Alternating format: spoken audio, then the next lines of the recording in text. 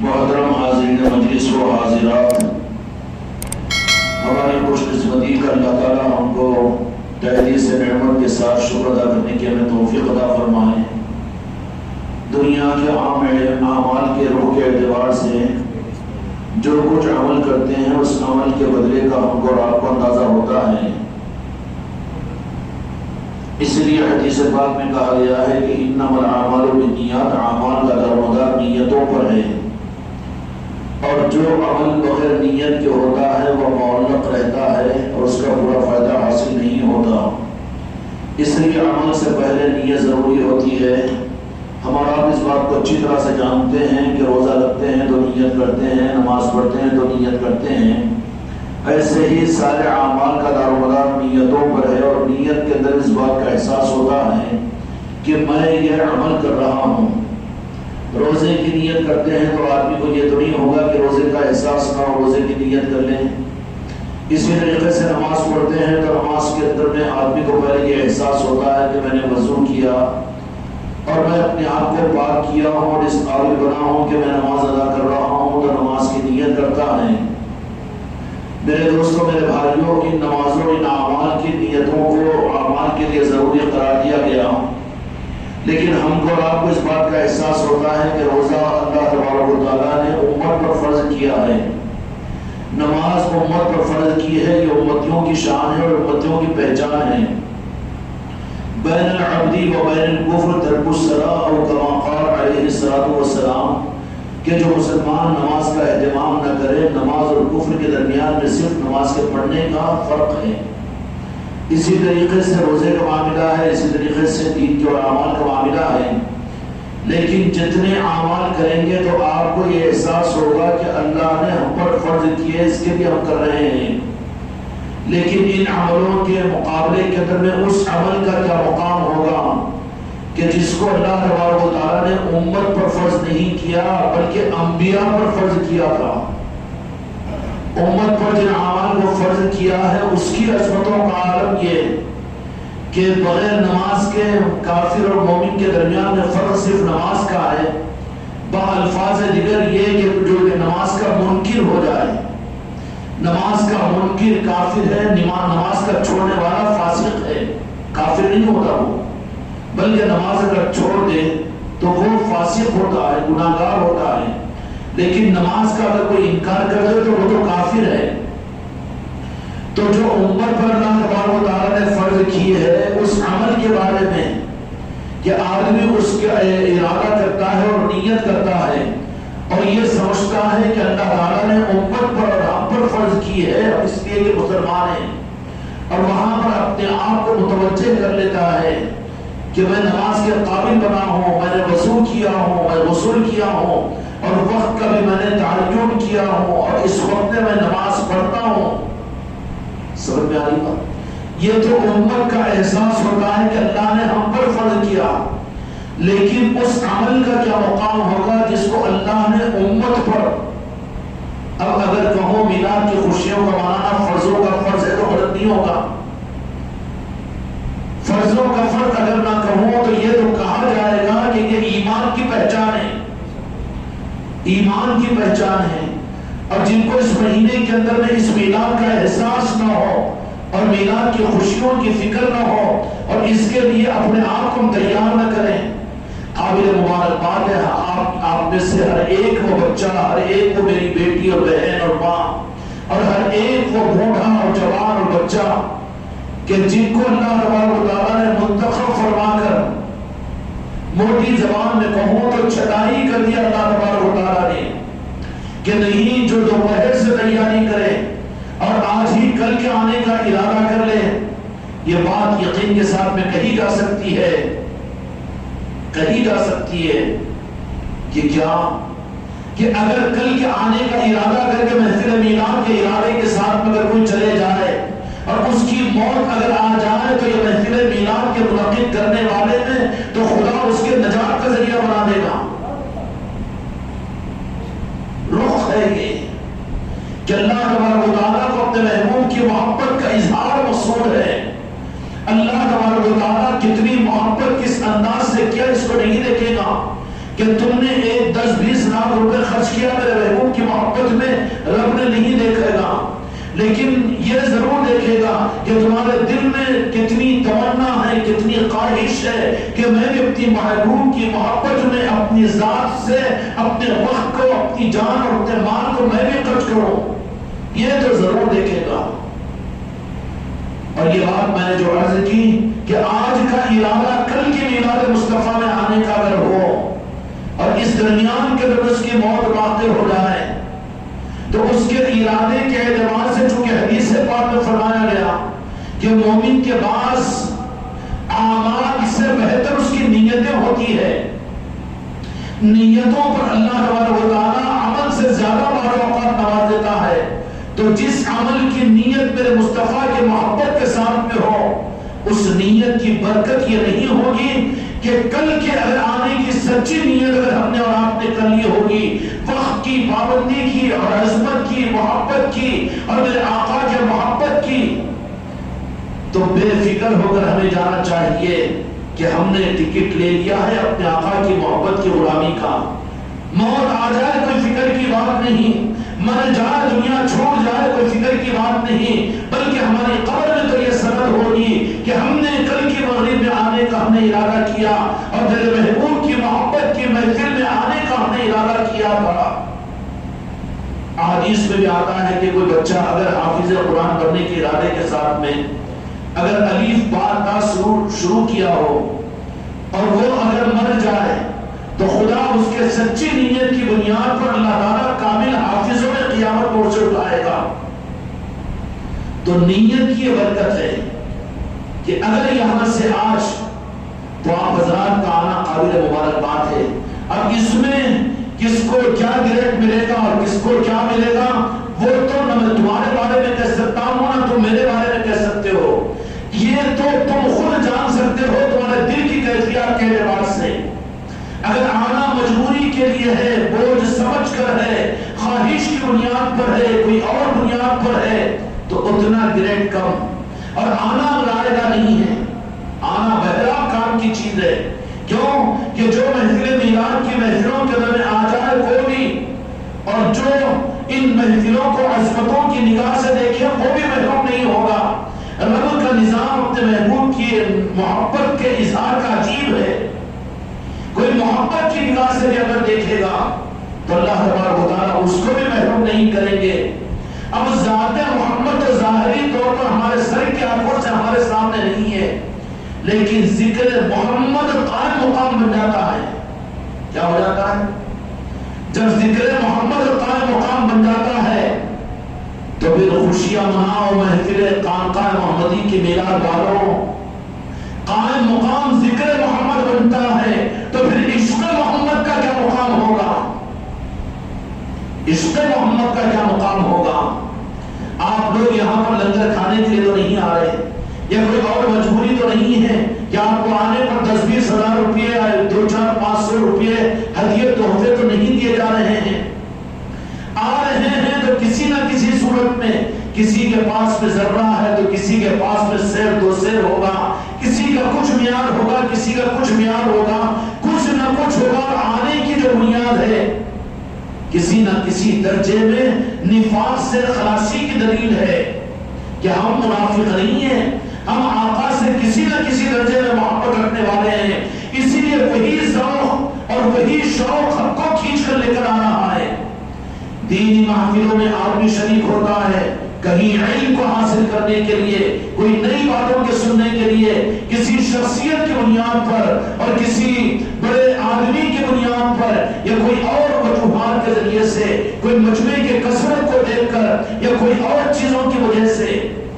لیکن یہاں پر آنے والے یہ تو چھٹائی اور کٹائی کے ساتھ کا نظام ہے یہاں پر کہ ان ساری چیزوں کے اندر میں کوئی بات نہیں ہے، بلکہ یہاں پر تو صرف آنے والا، ہر آنے والا چاہے بچہ کیوں نہ ہو لیکن وہ آ رہا ہے میرے آقا کی محبت میں، میلاد کی عظمت میں آ رہا ہے، تو یہ قابل قدر اور قابل تعظیم بات ہے۔ اللہ تبارک و تعالیٰ اس کے قدردانی کی ہمیں توفیق عطا فرمائے۔ اب رہا یہ کہ ہم کو اس محفل میلاد سے کتنا فائدہ ملے گا، اس کا سرٹیفکیٹ نہ میرے ہاتھ میں ہے نہ تمہارے ہاتھ میں ہے، بلکہ بلکہ اس کا چکب تمہارے میرے دل کے اندر میں ہے کہ جتنی عظمت ہوگی اور جتنا عشق کا ولولہ ہوگا اور جتنے عشق اور محبت کے ساتھ میں محفلوں کے اندر میں آئیں گے. اوپر کی بات تو میں نے عرض کر دیا کہ دنیا میں دینی محافل ہوتے ہیں، اس میں شرکت آدمی کرتا ہے تو کیا کہ چلو علم میں اضافہ ہوگا. حضرت علامہ کا بیان ہے، حضرت مولانا کا بیان ہے، مفسر صاحب کا بیان ہے، محدث صاحب کا بیان ہے، مقرر صاحب کا بیان ہے، بڑے پیر صاحب کا بیان ہے، اور آج ان کا بیان تو کل ان کا بیان تو پرسوں ان کا بیان، یہ ہوتا ہے نوجوانوں کے اوپر. لیکن اے خانقاہ محمدی والوں کہ تمہارے لیے معلوم ہے کہ یہاں پر کوئی اور نظام تو نہیں ہوگا. خواجہ خواجگاں سلطان الہند خواجہ غریب نواز کے کرم کا نظام ہے کہ یہاں پر جن کو بلاتے ہیں وہ ان کو پیورٹی کے ساتھ بلاتے ہیں کہ معلوم ہے، اور پھر اس انداز سے کہ اگر کسی شخصیت کی بنیاد پر اگر بیان کو سننے کے لیے لے کر چلے جائے کہ چلو سن لیں گے، نئی باتیں مل جائے گی، نئے عقدے مل جائیں گے اور نئے فلسفے سمجھ میں آ جائیں گے اور حوالے مل جائیں گے. ان بنیادوں پر تو دین کی مجلس سے ہوتی ہے، لیکن کہاں پر یہ معاملہ ہے؟ بہت دور دور تک نہیں. ہاں ہوتا ہے جہاں پر کچھ زیادہ پیورٹی کا معاملہ ہوتا ہے خانقاہوں کے اندر میں، اور بلا مبالغہ اگر کہے تو کھل کر تو یہ پیر پرستی اور خانقاہوں کا خاصہ ہی ہے کہ وہاں پر آنے والے عشق اور محبت کی بنیاد پر آتے ہیں، کوئی اور شخصیات کی بنیاد پر نہیں آتے. اور یہاں آنے والے تو سمجھتے ہیں کہ یہاں پر جو ہوگا وہی تو ہوگا، نہ نعتیں تو پڑھی جائے گی، سنی جائے گی، گلشن کھلا جائے گا، خوشبو مہکے گی اور مہکایا جائے گا گلشن کو. لیکن اس کے بعد میں پھر صبر کا پیمانہ بھی لبریز ہونے کی بات ہوگی کہ پتہ نہیں جب شروع ہو جائے تو گھنٹہ ہوگا کہ 1.5 گھنٹہ ہوگا کہ 2 گھنٹہ ہوگا. تکلیف ہے بیٹھنے میں، سب کچھ بھی ہے، جی چاہ رہا ہے، لیکن اس کے باوجود بھی بادل خاصہ اس محفل کے اندر میں ایسا محسوس ہوگا کہ جیسے زمین نے پکڑ لیا، زمین نے پکڑ لیا. وہ سارے نظام جو عام طور پر محفلوں کے اندر میں ہوتے ہیں کہ جب علامہ کو سنیں گے، مولانا کو سنیں گے، نئی امام کو سنیں گے، نئے حوالوں کو سنیں گے، نئے عقدوں کو سنیں گے، نئے فلسفوں کو سنیں گے، یہ سب کچھ بھی نہیں. تو یہ گویا کہ یہ بتا دیا گیا کہ یہاں پر آنے والے خود آتے نہیں ہیں بلکہ بلائے جاتے ہیں. یہاں پر کوئی وہ رخ ہی نہیں ہے، بلکہ آنے والوں کی پہچان تو یہ ہوتی ہے کہ آتے ہیں تو ایسے کہ اپنے آپ کو جمائے ہوئے کہ بالکل ایسا محسوس ہوگا کہ زمین نے پکڑ لیا ہے تیرے وقت کے لیے. اور پھر یہ نہیں کہ تھکاوٹ کا اظہار بھی اور بے چینی اور بے قراری کا معاملہ بھی نہیں، ورنہ بڑے بڑوں کی محفلوں میں جا کر دیکھ لو تو بھی کیا ہوگا کہ جب تک ذوق ساتھ دیا اس وقت تک تو توجہ رہے گی، لیکن اس کے بعد میں کسی کی نظر ادھر ہوگی، کوئی جمائی لے رہا ہوگا، کوئی بات کر رہا ہوگا، کوئی مسرہ ہوگا. اس خانقاہ محمدی کی محفلوں کے اندر میں چاہے 2-4 کیوں نہ ہو، لیکن میرے غریب نواز کا کرم ہے، میرے غریب نواز کا کرم ہے کہ یہاں کے نظاموں کو ایسا اپنی نگاہ کرم سے نوازا ہے کہ یہاں پر جو آتے ہیں تو پھر آتے وہی ہیں کہ جن کو قبول کیا جاتا ہے. سمجھ میں آگی بھی بات ہے. اللہ تبارک و تعالی ہمارے اور آپ کو اپنے آنے کی عظمت عطا فرمائے. جو نیت لے کر یہاں سے جائے گا، ہاں کیوں نہ کہیں ہم، کیوں نہ کہتے وہ ارادے کے ساتھ میں جائے، اور اس درمیان میں اگر اس کی کل کی بڑی تک اگر موت واقع ہو جائے تو یقیناً میرے مصطفیٰ کی شفاعت اس کے لیے ہوگی کہ اس نے نیت و ارادہ کیا تھا پھر سے دوبارہ میری محفل میلاد میں آنے کا، میری نسبت پر، میری محبت میں آنے کا. کیوں کہ ظاہری ان ساری چیزوں سے یہاں کی محفلوں کو دور رکھا گیا. ایسے کوئی ظاہری لچک کے اور ظاہری چمک کے اور ظاہری ذوق کے بنانے کے نظام یہاں پر نہیں ہے، بلکہ سننا تو وہی پڑے گا، سنانے والا بھی تو وہی ہوگا، اور وہاں کا ہی ایک ماحول ہوگا، اسی اعتبار سے ہوگا. میرے دوستوں، میرے بھائیوں اور میرے عزیزوں، بات اصل میں یہی ہے کہ جب اندر کی طرف سچی ہوتی ہے تو میں کشور کے لیے پیمانہ بدل جائے لیکن میں کشی ہی میں کشی ہوتی ہے. اور یہ محفل میلاد میرے دوستوں، میرے بھائیوں اور میرے عزیزوں، اور کوئی دوسرے مقاصد کے لیے نہیں ہونا چاہیے، بلکہ محفل میلاد کا مقصد صرف میلاد مصطفیٰ، رشتہ مصطفیٰ ہونا چاہیے. اگر یہ محفل ان چیزوں کو اگر لیے ہوئے ہو تو واقعی یہ محفل میلاد بھی ہے. اور یہ محفل میلاد وہ عصمت والی ہے کہ اعمال کو اللہ تعالیٰ نے امت کے لیے فرض کیا، لیکن محفل میلاد اور میرے آقا کے دنیا میں پیدا ہونے کا تذکرہ یہ امت کو اللہ تعالیٰ نے نہیں دیا، بلکہ اپنے برگزیدہ نبیوں کو اللہ تعالیٰ نے عطا فرمایا. کس کو عطا فرمایا؟ برگزیدہ نبیوں کو. تو پھر اس عمل کا مقام اللہ کی بارگاہ میں کیا ہوگا؟ اور ہم جیسے کم اور ہم جیسوں کو اللہ تبارک و تعالیٰ نے، ان نبیوں کو اللہ تبارک و تعالیٰ نے جو عمل ان کی نبوت کے فرائض میں داخل کیا تھا، جو نبیوں پر فرض تھا، تو پھر اس امت پر قرض نہیں ہوگا. اللہ ساری امت کو اس قرض کے ادا کرنے کی توفیق عطا فرمائے. یہ نماز کے فرض کو جانتی ہے، روزے کے فرض کو جانتی ہے، زکات کے فرض ہونے کو جانتی ہے، اور یہ حج کے فرض ہونے کو جانتی ہے، لیکن اللہ تبارک و تعالیٰ وہ جو فرضوں کا فرض ہے اگر یہ ادا نہ ہوگا تو پھر اللہ کا غضب، اللہ کی ناراضگی ہماری طرف میں متوجہ ہوگی. میرے دوستوں، میرے بھائیوں اور میرے عزیزوں، وہ فرضوں کا فرض کیا ہے؟ جب نبیوں پر خدا نے ولادت مصطفیٰ اور مصطفیٰ کے تذکرے کو خدا نے فرض کیا تھا. اب موسیٰ علیہ السلام سے پوچھے کہ آدم علیہ السلام سے پوچھے کہ نوح علیہ السلام سے پوچھے، ہمیں پوچھنے کی ضرورت نہیں.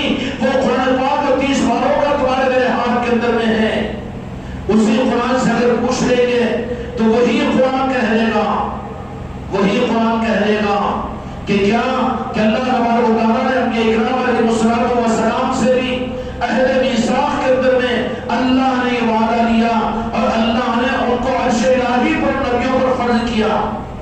نماز امت کو کہاں ملی؟ عرش الہی پر. امتی بڑھ کر کے نعوذ باللہ، امتی بڑھ کر کے نبی بڑھ کر، رسول بڑھ کر، یقیناً رسول بڑے ہوئے ہیں، نبی بڑے ہوئے ہیں.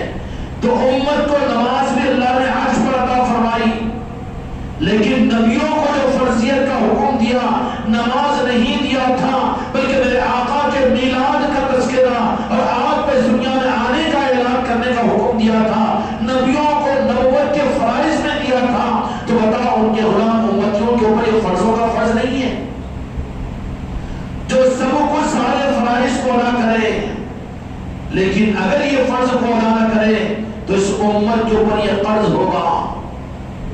پھر ہمارے اکبر صاحب نے اشعار پڑھے، بہت اچھا ایک شعر تھا اس کے اندر میں، کہ وہ شعر کو یاد نہیں، لیکن نماز نہیں، دین نہیں، اگر میرے آقا کے شام کی نسبت کا ثبوت اور میلاد کا اہتمام نہ ہو، یاد مصطفیٰ نہ ہو. اور حقیقت تو یہی ہے، آقا کی نسبت اور آقا کی محبت کا ثبوت نہیں. ہم کو تو ہم ماشاءاللہ دین پر چلتے ہیں اور سنتوں پر عمل کرتے ہیں. دیکھتے نہیں ہیں کہ ہم جب باہر نکلتے ہیں تو سیدھا پیر ڈال کر مسواک کی کاڑی ہمارے جیب کے اندر میں رہتی ہے، اور کوئی سنت کو چھوڑتے نہیں. ماشاءاللہ سنت کا اعمال کا اہتمام تو پورا ہمارے پاس میں ہوتا ہے. سنت کا اہتمام تو سب ہوتا ہے، پھر میلاد کا اہتمام کیوں نہیں؟ یہی تو پہچان ہے. پھر آگے جاؤ تو رخ مل جائے گا. سنت اور شریعت اور دین اور احکامات اور نماز اور قرآن و حدیث کے اوپر چل اس لیے رہے.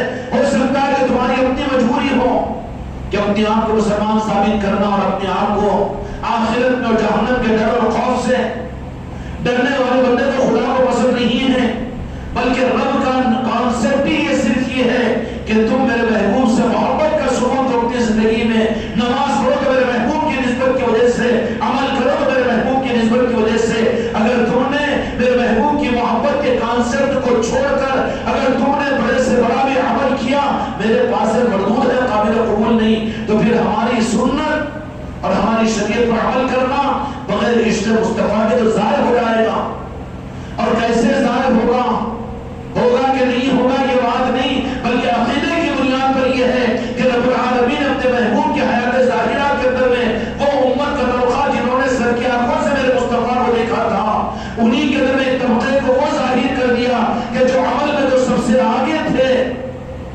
لیکن میرے آقا کی محبت اور میرے آقا کی تعظیم اور عظمت اور محبت کے اظہار کے لیے جہاں پر صحابہ اکرام میرے آقا کی محبت میں جھومتے تھے وہ لوگ یوں گھور کر دیکھتے تھے. وہ لوگ کون تھے؟ منافق. صحابہ اکرام رضوان اللہ تعالیٰ علیہ اجمعین فرماتے یا رسول اللہ ہمارے ماں باپ آپ پر قربان.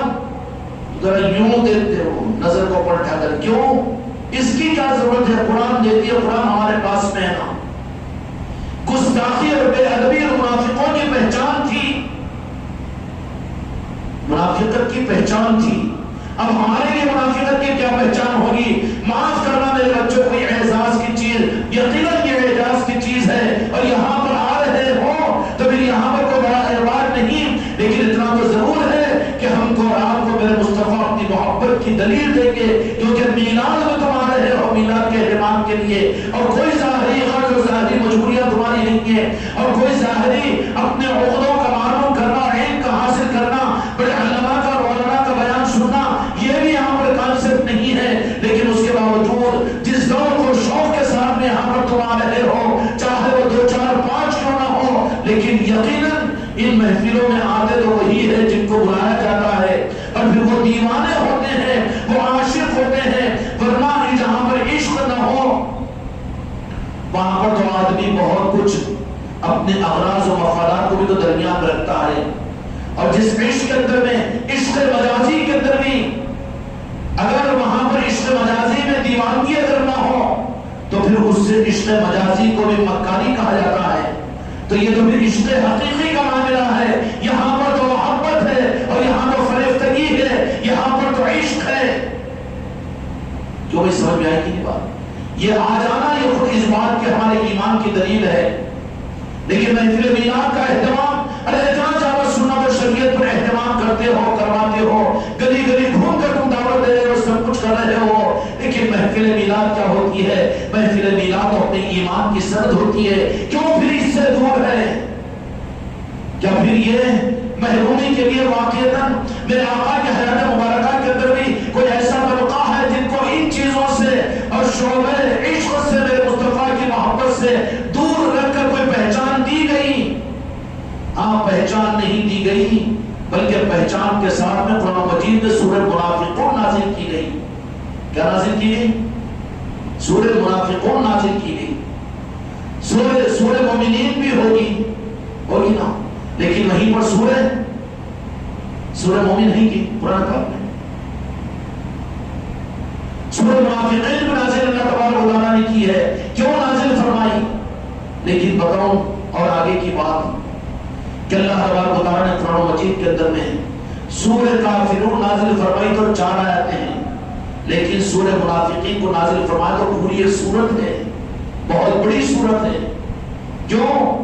کفر کا پہچاننا آسان ہے، منافقت کی پہچان جلدی نہیں ہوتی. جو چیز بہت ادق ہوتی ہے اس کو زیادہ سمجھانا پڑتا ہے، اور جو زیادہ خطرے کی چیز ہوتی ہے اس کو زیادہ بچانا پڑتا ہے. بالمقابل اس کے سورہ کافرین کو نازل فرمایا اللہ تبارک و تعالیٰ نے تو بس 4 آیتوں میں قصے کو ختم کر دیا. قل یا ایھا الکافرون لا اعبد ما تعبدون، بس. لیکن سورہ منافقین کو نازل فرمایا. کیوں ضرورت محسوس کی؟ قیامت تک امت کو بتانا مقصود تھا کہ اس سے تم انسٹرکشن حاصل کرو، سبق حاصل کرو، اور اپنے آپ کو کفر سے زیادہ نفاق سے ڈرنے کی فکر کرو. آج جتنا کفر سے ڈرایا جاتا ہے اور جتنا ڈر تم کو اور آپ کو ہے، اگر آپ تو میرے کافر بولے تو میں برداشت نہیں کروں گا، اور چاہے میرا کتنا ہی عقیدت مند مرید کیوں نہ ہو، میں اگر تو کافر اگر کہہ دے تو ضربہ تو دل کو دھکا لگے گا. اس کو لگے گا کہ نہیں لگے گا؟ ارے کافر اگر کہہ دوں شاہد صاحب کو، یہ کیا ہے، لگے گا کہ نہیں لگے گا دھکا؟ ناگوار گزرے گا، ضرور گزرے گا کہ نہیں گزرے گا. تو پھر امت کو یہ رو بتانے کے لیے کہ کفر تو کھلا ہوا ہوتا ہے، کفر کی جتنی نفرت ہے اس سے زیادہ نفرت خدا قرآن مجید کے ذریعے سے امت کو دینا چاہتا ہے کہ منافقت سے نفرت کرو. اب آج تو منافقت کو معلوم کرنے کی کوشش نہیں کی جاتی، بلکہ اگر اس کو ظاہر بھی اگر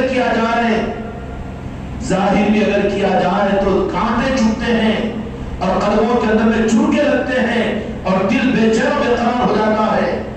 یہ بات اپنی جگہ طے شدہ کہ قرآن پاک نے جن منافقوں کو منافق قرار دیا، اس کے بعد قطعی طور پر ہم کو یہ حق نہیں، وہ رب کا حق ہے کہ کسی ذات پر منافقت کا فتویٰ لگائے، نہیں لگا سکتے، منافق نہیں کہہ سکتے۔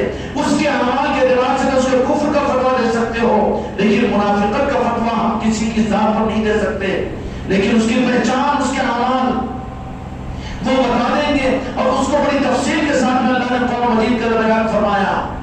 کافرون کا تذکرہ فرمایا تو 4 آیتیں، لیکن سورہ منافقین کو نازل فرما تو غالباً 17-18 آیتیں ہیں۔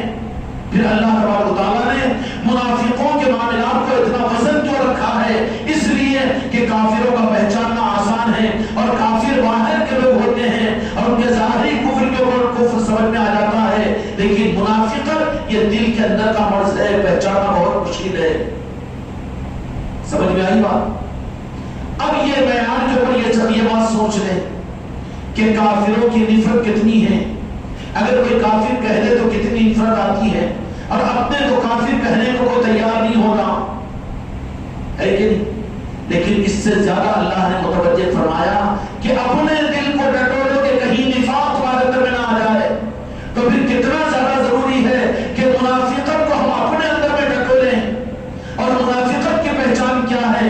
منافقت کی پہچان میرے بچوں، میرے بھائیوں اور میرے دوستوں، دین اور شریعت اور احکامات اور اللہ کا ماننا، اور توحید اللہ کا کہنا، اور شریعت اللہ کا دعویٰ کرنا، یہ منافقت کی پہچان نہیں ہے۔ اس لیے کہ میرے آقا کی حیات مبارکہ نے جن کو قرآن نے منافق قرار دے کر مسجد نبوی سے نکلوایا، وہ منافق شریعت پر بھی چلنے والے، نماز پڑھنے والے، دین پر چلنے والے تھے، لیکن کیا تھی ان کی منافقت کی پہچان؟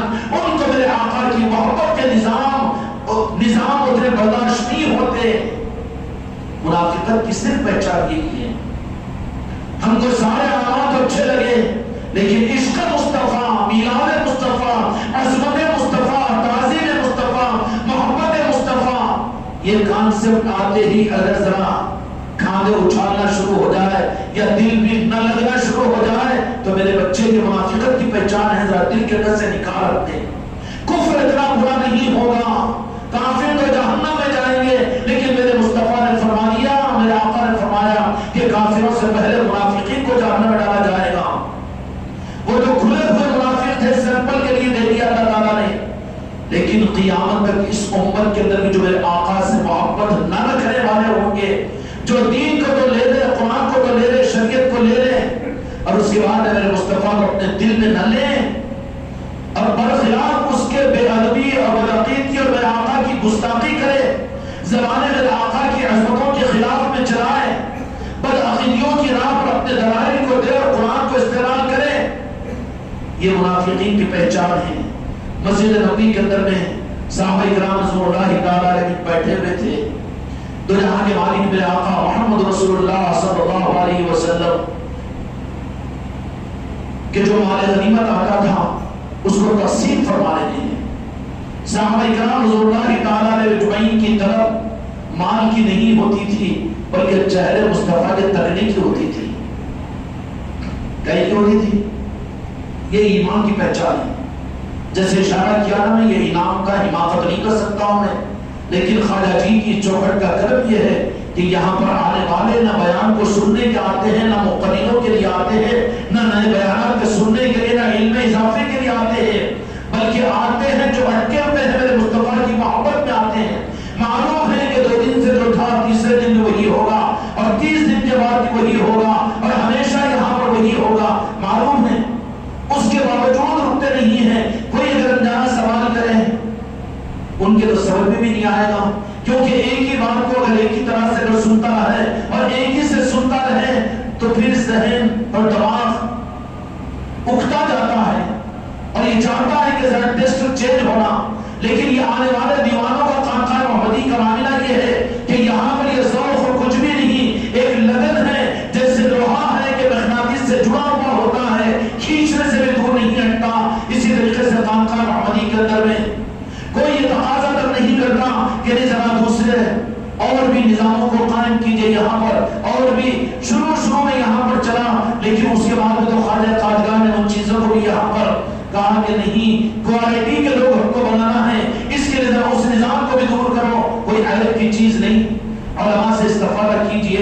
جہاں علماء کی تقاریر ہو وہاں پر جاری ہے، میں اس کا انکار نہیں کرتا، اور کوئی پیران کامل ہے ان کی مجلسوں میں بھی شریک ہوئی ہے، لیکن خانقاہ محمدی کا معاملہ یہاں پر یہ بتانا چاہ رہا ہوں کہ تمہارے ذوق کی پہچان تمہارے منہ کے سامنے تمہاری تعریف نہیں کر رہا ہوں، لیکن زمانے اور ماحول کے بالکل خلاف میں یہ کون سی حقیقت کا عنوان ہے کہ یہاں پر وہ کوئی چیز نہیں، لیکن اس کے باوجود سمجھتے ہو اور جانتے ہو، لیکن اس کے باوجود کہ یہاں پر آ کر بیٹھنے میں تم کو اتنا مشکل ہو جاتا ہے۔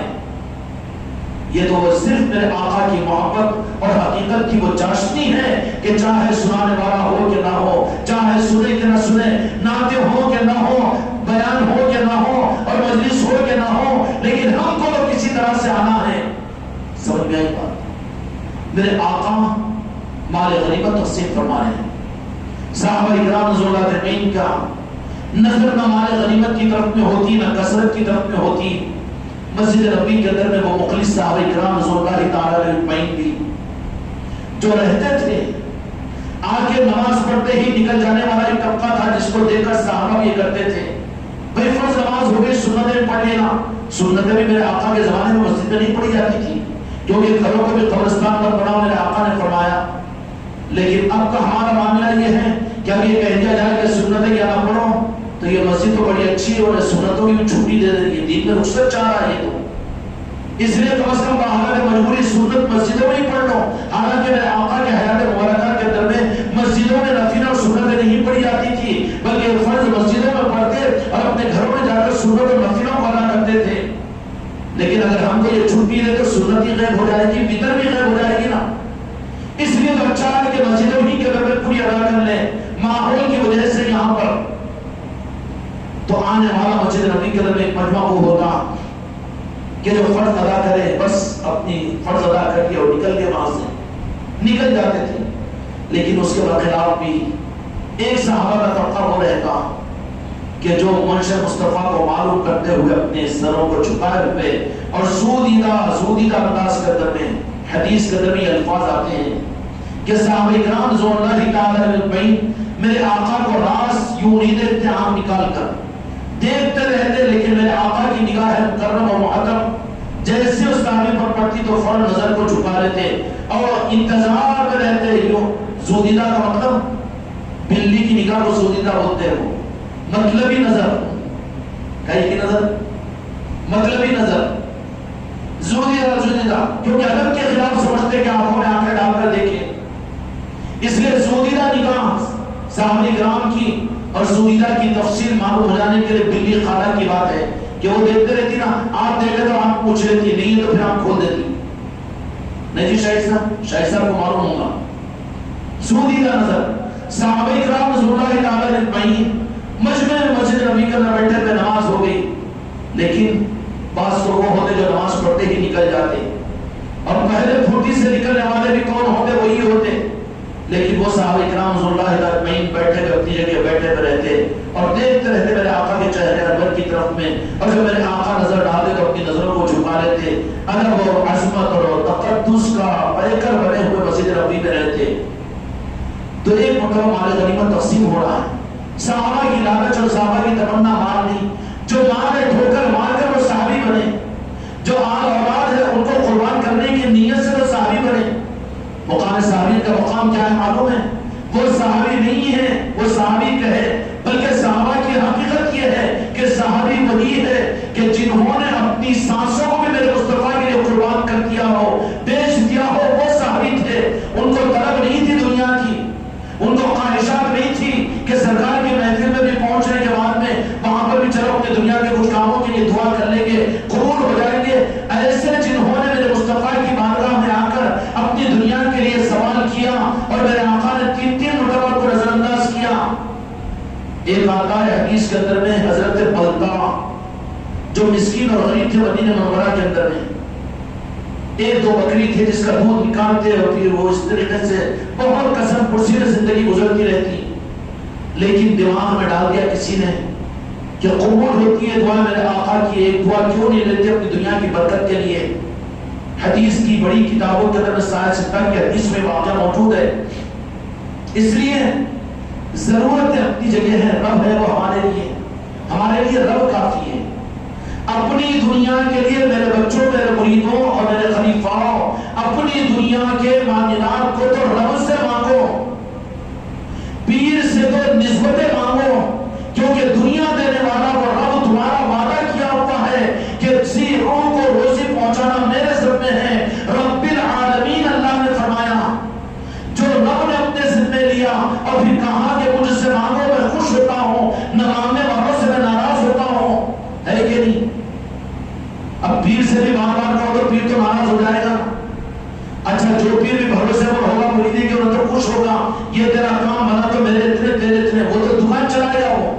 لیکن واقعیتاً اگر وہ حق کی طرف میں، رب کی طرف میں بھیجنے والا ہوگا تو دنیا کے معاملات میں اس کو زیادہ کہو، زیادہ ستاؤ، تو انہیں تو کہے گا بابا کس کو پیدا ہوا، کس کو ستایا، جو پیدا کیا اس سے مانگ، وہی کہے گا نا۔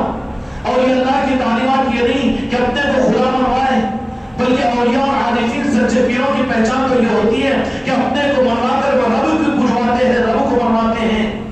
دنیا کے معاملات کو تو رب سے، اس لیے کہ رب نے ذمہ داری لی، تم کو مرید بنایا، تم مرید بنے تو اس پر یہ وعدہ نہیں کیا گیا کہ تمہارے دنیا کے اچھے دن ہم تمہیں دیں گے، اچھے دن تمہاری زندگی میں واپس لائیں گے اور بلا مصیبتوں کو، بیماریوں کو، تنگیوں کو تمہاری ختم کرائیں گے۔ یہ پیر مریدی کا کانسیپٹ نہیں ہے۔ اور جو جہاں یہ نظام ہے وہاں پر دعاؤں کی برکت الگ ہے اپنی جگہ، لیکن یہ عنوان، یہ بنیاد ہو ہی نہیں سکتی۔ جہاں یہ بنیاد ہے وہاں صحیح پیری مریدی نہیں ہے، اور ایسی غلط پیری مریدی کی بنیاد پر بدعقیدوں کو پیری مریدی کو بدنام کرنے کا پورا موقع ملتا ہے۔ صحابہ کرام رضی اللہ تعالی اجمعین کا معاملہ یہ ہوتا کہ کوئی لالچ، کوئی چاہت کچھ نہیں، اور جو ذرہ برابر بھی لالچ اور چاہت کو، باہر کے اثرات کو لے کر وہاں پر میرے آقا کی بارگاہ میں آگے، حضرت بلتا جن کا نام ایک صحابی ہے، ان کے بارے میں روایت ملتی ہے کہ لوگوں نے کہا، پتہ نہیں بیوی کہا کہ بیگم کہا کہ سسرال والے کہے کیوں دعا نہیں کروا دیتے؟ ایک مرتبہ ان کا یا رسول اللہ بڑی تنگیاں ہیں، آپ میرے مال میں برکت کی دعا کر دیجیے۔ میرے آقا کی بات کر رہا ہوں، حدیث میں میرے آقا مسکراتے ہوئے خاموشی اور سکوت اختیار کیا۔ دوسری مرتبہ، تیسری مرتبہ تو دیکھا کہ نہیں، اسی پر اٹکا ہوا ہے۔ رب کی طرف متوجہ ہوئے تو کہا کہ آپ جیسی دولت کے ملنے کے بعد پھر بھی وہ دنیا کو آپ کی محبت پر فوقیت دے رہا ہے، ٹھیک ہے آپ دنیا دے دو اس کو۔ دو جہاں کے مالک نے کہا کہ اللہ تیری دنیا میں برکت دے۔ صرف یہ زبان مقدس سے بات نکلنی ہی تھی کہ بکریوں میں برکت ہونی شروع ہوئی۔ اتنی برکت کی بڑی تفصیلی واقعہ حضرت بلتا کا کہ وہ صحابی رسول جو 5 وقت کی نمازوں میں میرے مصطفیٰ کے پیچھے رہتے، مسجد نبوی میں رہتے، روحانیت اور نورانیت کے ماحول میں رہتے، میرے مصطفیٰ کی غلامی میں رہتے، لیکن بکریوں میں تھوڑے ہی دن میں کثرت ہوئی تو مدینے میں رہنے کے لیے جگہ ناکافی ہوئی بکریوں کے لیے، تو مدینے کے باہر نکل گئے۔ روزانہ 5 وقت کی نمازوں کے بجائے 1 وقت کی نماز میں آنا شروع کرے، اور اس کے بعد پھر اور برکت ہوئی۔ بس یا رسول اللہ اب برکت بہت ہو گئی، بند کرا دیجیے نا، مگر دنیا کے حرص، میرے آقا نے فرمایا کہ یہ جنگل اگر سونے کا مل جائے تو پھر یہ طلب کرے گا دوسرے جنگل کو۔ دنیا کو حرص کے راستے پر مت جاؤ، ضرورت کے وقت ہے اس کے لیے دعا کروا تو ٹھیک ہے، لیکن حرص کے راستے پر مت جاؤ۔ اتنا مل گیا، حرص کی پہچان کیا ہے؟ حرص کی پہچان یہ کہ جتنا ملا اس پر شکر نہیں کرے گا، نہیں اور ہونا اتنا نہیں ملا، یہ سوچتا رہے گا، یہ حرص کی پہچان ہے۔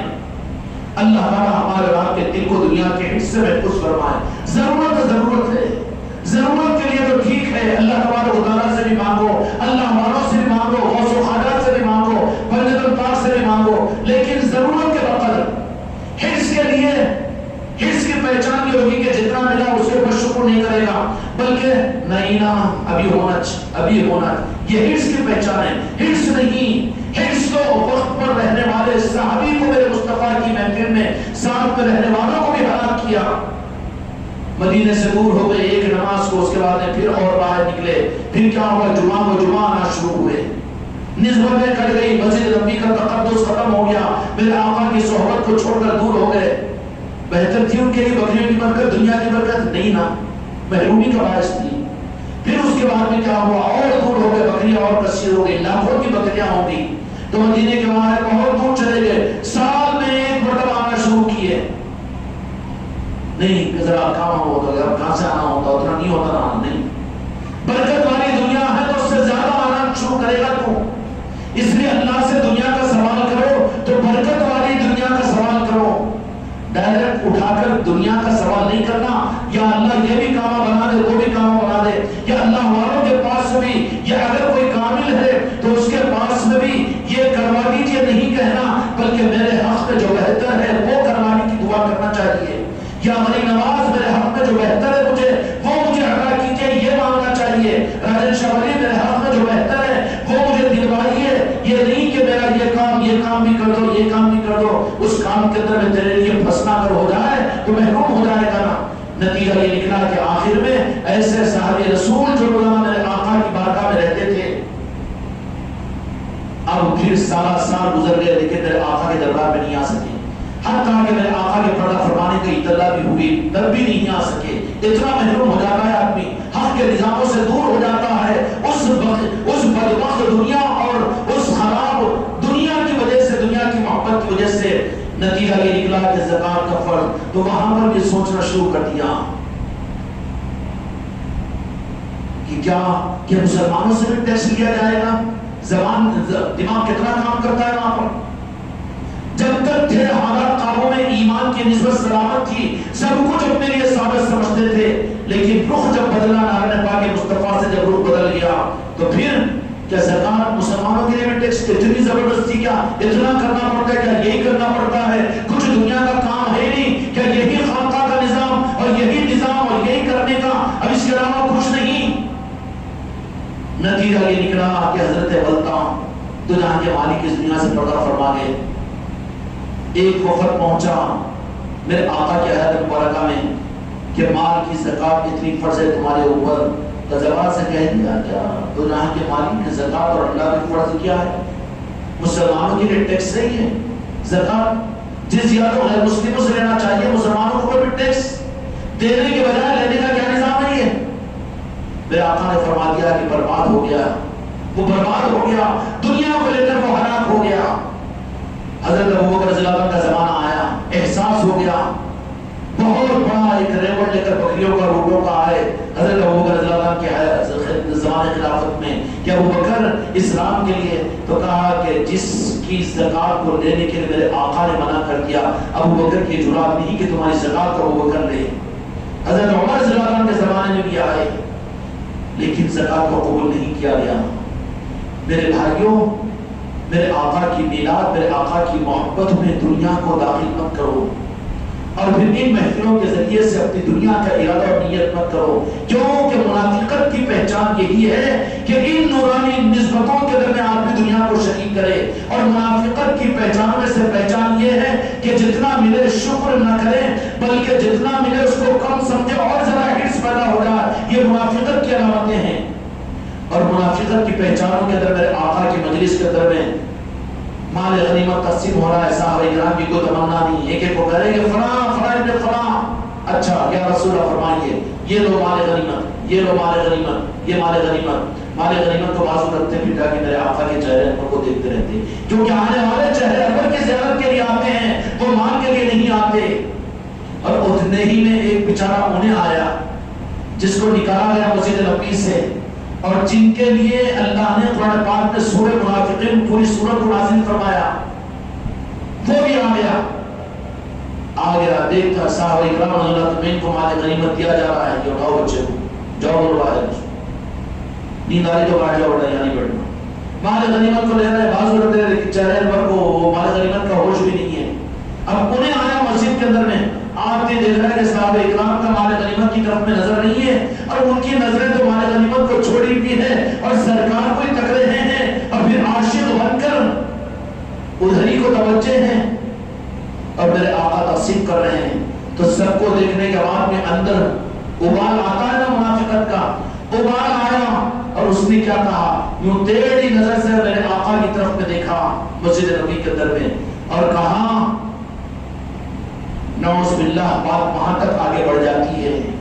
بات آگے بڑھ گئی تھی آج امت کے لیے. ان ممبروں سے آج محفل میلاد کا انکار کیا جا رہا ہے، ان ممبروں کے ذریعے سے امت کو میرے آقا کے عشق و محبت کے نظام سے کاٹا جا رہا ہے. ویسے ہی بات آئی محمد صلی اللہ علیہ وسلم یہ ہلاکت ہوتی ہے آخر میں کہ راز میں آقا کی ذات پر بات اگر چلے جائے تو پھر وہ ایمان تو واقعی نہیں رہتا، کیونکہ ایمان کا مرکز تو ذات مصطفیٰ ہے۔ اس منافق نے کیا کہا؟ اے محمد صلی اللہ علیہ وسلم آپ عدل کے ساتھ میں سب کو مال غنیمت دیجیے، کیونکہ اللہ کو جواب دینا ہے۔ کس کے سامنے کہا؟ گستاخ جو ہوتے ہیں نا، بے ادبی جب اضافی ہو جاتی ہے ان کے تو زبانوں سے ظاہر ہوتی ہے۔ بے ادبی جب منافقت عروج پر پہنچتی ہے تو منافقت اور نفاق زبان سے بولنا شروع کرتا ہے، پھر یہ اعلان کہہ دے گا کہ میرے آقا سے محبت کی نعوذ باللہ کیا ضرورت ہے، یہ غلو فی الدین ہے، اس کے بجائے سنت و شریعت پر عمل کرو تو کامیاب ہو جاؤ گے۔ یہ منافقت کی زبان کا اعلان ہے۔ اللہ تعالیٰ پوری امت کو اپنے کرم سے توبہ کی توفیق عطا فرمائے۔ اس نے کیا کہا؟ اب میرے آقا نے جب سنا تو کہا کہ روئے زمین کے اوپر مجھ سے زیادہ عدل قائم کرنے والا کوئی دوسرا نہیں ہو سکتا، مجھے کہاں تانا دے رہا ہے تو؟ یوں ٹیڑھی منڈی رکھ کر بازو لگا کر نماز خوب لمبی نماز پڑھنا شروع کیا، لمبے لمبے رکوع، لمبے لمبے سجدے۔ اس کا مطلب یہ نہیں کہ لمبے لمبے سجدے رکوع منافقہ کرتے تھے اس لیے اپن اٹھ بیٹھ کی نماز پڑھو، یہ بھی منافقوں کی نماز کی پہچان ہے۔ قرآن مجید میں اللہ تعالیٰ فرماتا ہے کہ منافق جو ہوتے ہیں وہ نماز کو بوجھ سمجھ کر اٹھ بیٹھ کی نماز پڑھتے ہیں، کبے کی ٹھوک کی طرح سے نماز پڑھتے ہیں۔ صحابہ جیسی نمازیں عظمت اور محبت کی میرے آقا کی کہ اس سے میرے آقا خوش ہو گئے، اس میں نماز کے میں یہ عنوان رکھ کر اطمینان کے ساتھ نماز پڑھنا چاہیے۔ نماز سے مشہور ہو گیا کیونکہ اس کو یہ ثابت کرنا تھا کہ میں تو اتنا اچھا نمازی ہوں، میں یہ عام صحابہ سے بھی کوالٹی والا ہوں، اپنے نفاق کو چھپانے کے لیے۔ پھر نکلا وہاں سے نماز سے نکل کر پھر یوں گھور کے ٹیڑھی منڈی کر کے اللہ ان کی آنکھیں بھی ٹیڑھی کر دیتا ہے، منڈی بھی ٹیڑھی کر دیتا ہے۔ ان کی ایک علامتوں میں سے ایک علامت ہے، یہ حدیث کی نہیں ہے، میں میری طرف سے بول رہا ہوں تجربے کی بات۔ جن کے اندر میں نفاق کے جراثیم ہوتے ہو سکتے تمہارے اندر بھی ہو میرے اندر بھی ہو، دیکھ لو جہاں عقیدتوں کے اور محبت اور عظمتوں کے معاملات ہو تو وہاں آنکھیں بھی ذرا ٹیڑھی ہو جاتی ہے، منڈی بھی ٹیڑھی ہو جاتی ہے، ذرا رخ بھی ٹیڑھا ہو جاتا ہے، تو سمجھ لینا کہ ابھی ہے اندر کے اندر میں کرونا، اندر میں ہے منافقت۔ ابھی منافقت کا علاج کیسے ہوگا؟ منافقت ہے اندر میں اندھیرا باہر میں اجالا، اندر میں اندھیرا باہر میں اجالا۔ میرے آقا کے حیات ظاہرہ کے منافق ظاہر میں اجالا اتنا تھا کہ صحابہ کرام ان کے ظاہری دین کو دیکھ کر اپنے پر رشک کیا کرتے تھے، کان دھسے ہوئے ہوتے اور بال ان کے منڈے ہوئے ہوتے اور پھر ان کے پیشانیوں پر نمازوں کے تھپے ہوا کرتے اور ان کے ٹخنوں پر پیجامے چڑھے ہوئے اور کرتے گھٹنوں کے نیچے ہوا کرتے۔ منافقین کی پہچان حدیث میں آئی ہے اور ایسے صحابہ کرام رضی اللہ عنہم فرماتے ہیں کہ ہم ان کی نمازوں کو دیکھ کر اور ان کے قرآن پاک کی قرات کو سن کر ہم یہ سمجھتے ہیں کہ ہم ان کے سامنے کچھ نہیں ہے، ایسے بھی ہوں گے لیکن وہ ایسا ایمان ان کے دل سے نکل چکا ہوگا جیسے فرمایا ترکش سے تیر نکل جاتا ہے، ایمان ان کے دل سے نکل جاتا ہے۔ اس لیے کسی کے اچھے قرآن پر، کسی کے اچھے بیان پر اور کسی کے ظاہری دینداری پر اور کسی کے پیشانی پر نمازوں کے گٹھوں کو دیکھ کر اور کسی کی اچھل کود کے جیسے بیانات کو دیکھ کر عقیدت مند میں اختیار نہیں کر لینا۔ ہو سکتا ہے یہ دیکھو اگر دل کو دیکھنے کا اگر تمہیں یہ ملکہ نہیں ہے تو صحبت میں رہ کر دیکھو کہ یہاں پر عشق مصطفیٰ ملتا ہے کہ نہیں ملتا ہے۔ اگر کسی کی صحبت میں عشق مصطفیٰ مل رہا ہے تو خدا کی قسم ان کی صحبت کو روئے زمین پر سب سے بڑی نعمت سمجھو جہاں عشق مصطفیٰ ملے۔ کیوں کہ منافقین کی پہچان یہ ہے، یہ بھی قرآن میں اور یہ حدیث میں نہیں ہے، میں اپنے الفاظ میں کہہ رہا ہوں کہ منافقین کی پہچان یہ کہ اندر اندھیرا باہر اجالا، اندر اندھیرا باہر اجالا، اور مومن کی پہچان یہ ہے کہ اندر بھی اجالا اور اس کا نور ان کے اعمال سے اور ان کے اخلاق سے، ان کی زبان سے، ان کی نیتوں سے وہ نور جھلکتا ہے، اس لیے کہ اندر میں نور ہوتا ہے، اندر میں نور ہوتا ہے۔ اور یہ نور کون سا نور؟ یہ جو قلب کے اندر میں نور پیدا ہوتا ہے، یہ خدا کی قسم اللہ تبارک و تعالیٰ نے اس دنیا کو منور کرنے کے لیے، عرش کو منور کرنے کے لیے، جنت کو منور کرنے کے لیے، لوح و قلم کو منور کرنے کے لیے، قبر کو منور کرنے کے لیے، قیامت کو منور کرنے کے لیے خدا نے جس نور کا سہارا دیا، خدا کی قسم قرآن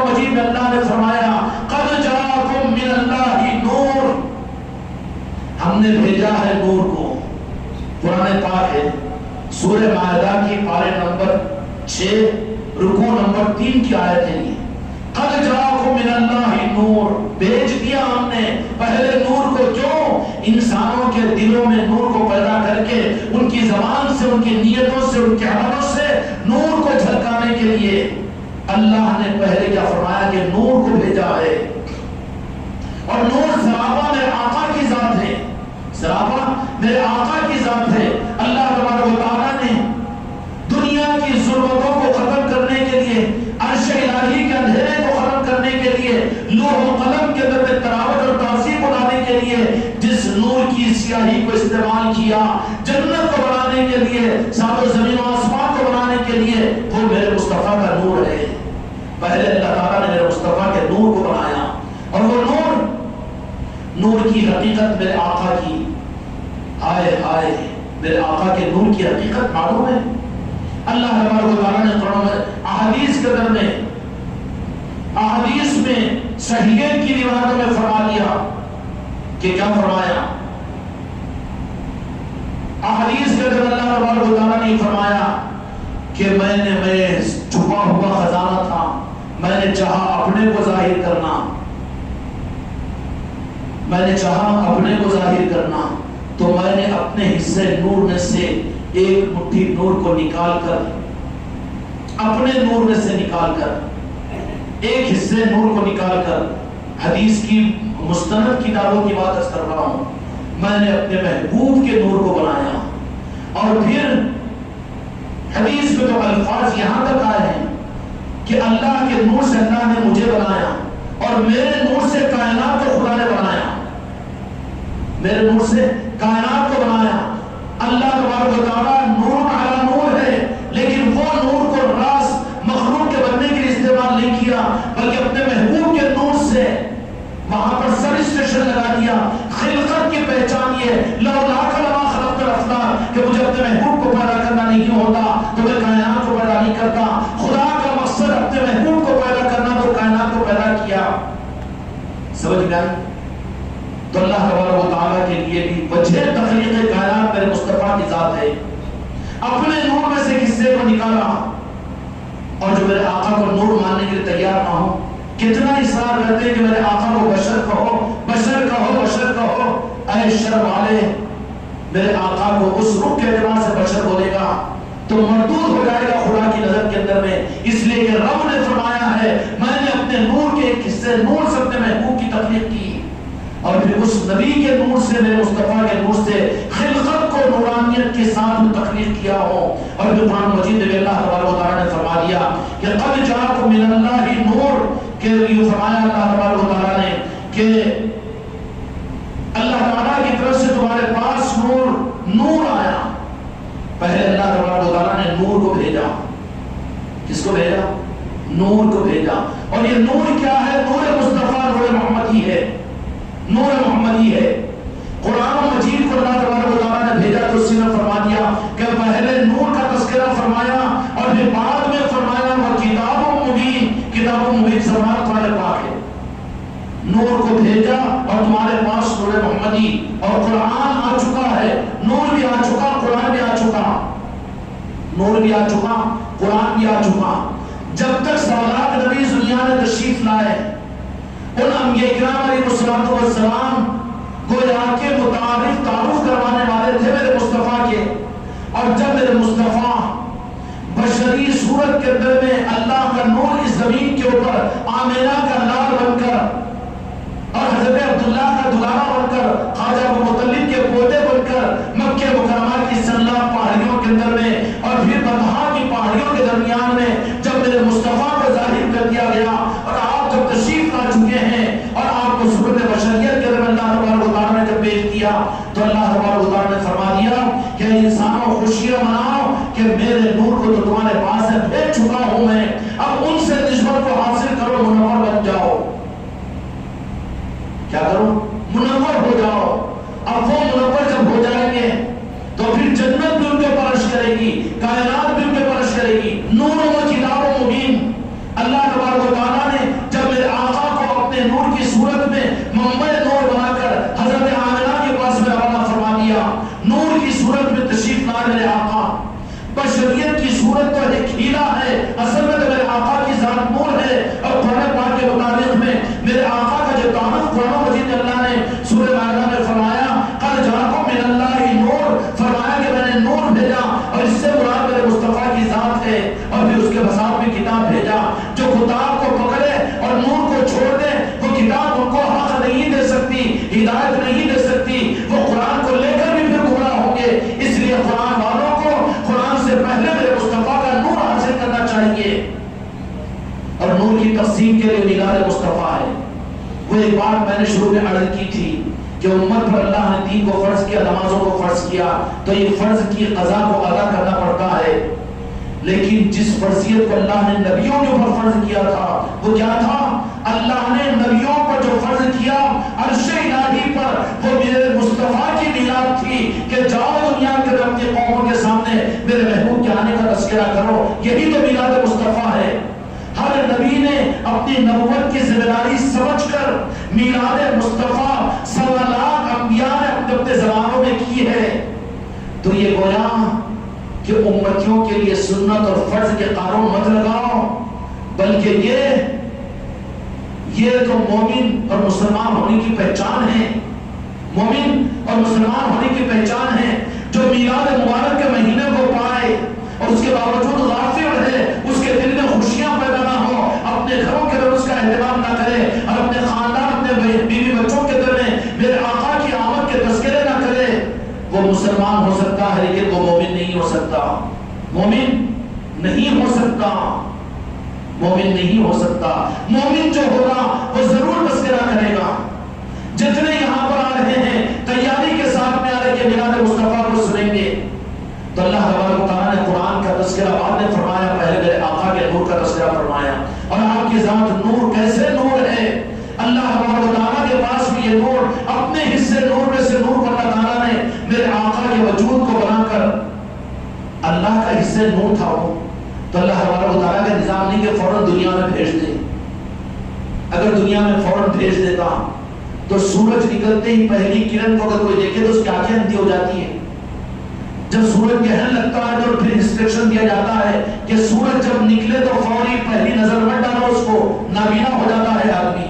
تو اللہ کے نور کا بھی جو معنی یہ تھا نا، تو اللہ کا وہ نور جو میرے آقا کی صورت میں دنیا میں بھیجنا اللہ تبارک و تعالیٰ نے طے کیا تھا، اس نور کو اللہ تبارک و تعالیٰ نے اپنے بندوں کی حکمت کے لیے نور کو الگ کرنے کے بعد میں کیا کیا؟ اس کو اپنی صحبت میں رکھا۔ عرش الہی کے اوپر قندیل کے اندر میں نور مصطفیٰ کو اللہ تبارک و تعالیٰ نے وہاں مقید فرما دیا، اور عرش الہی پر کہا کہ میرے مصطفیٰ تمہارا نور جو اصل میں میرا نور ہے، اصل میں میرا نور ہے، جدا نہیں ہے، لا الہ الا اللہ محمد رسول اللہ، وہ محمد رسول اللہ نہیں ہے، اللہ ایک ہے، اور اس کے بعد میں محمد رسول اللہ تھے نہیں ہے، تو نور تو ایک ہی رہے گا، نور کٹتا نہیں ہے، نور چھوٹا ضرور ہے۔ نور کی خاصیت کیا ہے؟ نور کو کاٹ نہیں سکتے، بلکہ نور چھوٹا ضرور ہے۔ اب یہ ایک نور کا ہلکا نور، یہ لائٹ ہے مرکیوری، اس کو تم کاٹ نہیں سکتے، ہاں چھپا سکتے ہیں کہ آپ یہاں پر آ جائیں، میں ہاتھ لے لیا، نور چھپ گیا، ہاتھ ہٹا لو۔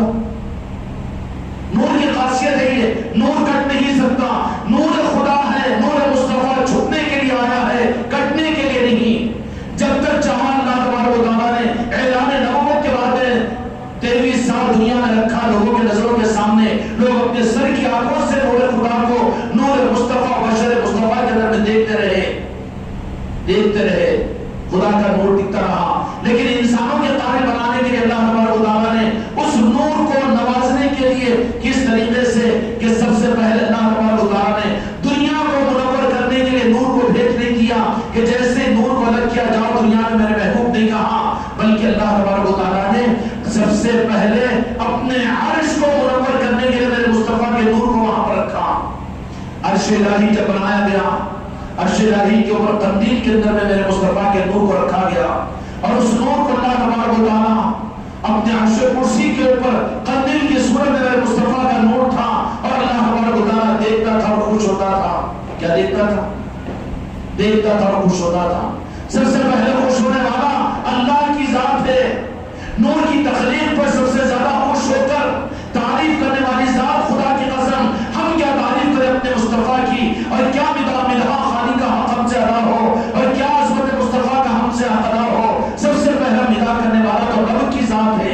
رب کی برابری کوئی کر سکتا ہے؟ نہیں کر سکتا، عاجز ہے، ہم عاجز ہیں۔ اللہ تبارک و تعالیٰ نے اس نور کی تعریف فرمائی اور تعریف فرما کر کہا کہ نور اس قابل ہے کہ زمین پر نہیں بھیجوں گا، بلکہ عرش الہی کو منور کرنے کے لیے قندیل کے اندر میں ایک گنبد میں، آج بھی مدینے میں گنبد ہے کہ نہیں، ویسی ہی ایک گنبد میرے آقا کے نور کے لیے اللہ تعالیٰ نے عرش پر بنایا۔ گنبد ہونے کا تو نظام ہے نا، جو نور والے ہوتے ہیں گنبد میں ہوتے ہیں، یہ لائٹوں کی بات نہیں، لیکن اصل جو روشنی کا نظام تھا وہ قندیلوں کا تھا۔ قندیلوں کی پہچان ہے کہ وہ ظلمتوں میں اندھیروں کے اندر میں نور کو دینے والی ہوتی ہے، تو ایسے ہی جہاں پر نور ہوتا ہے ان پر گنبدیں ہوتی ہے۔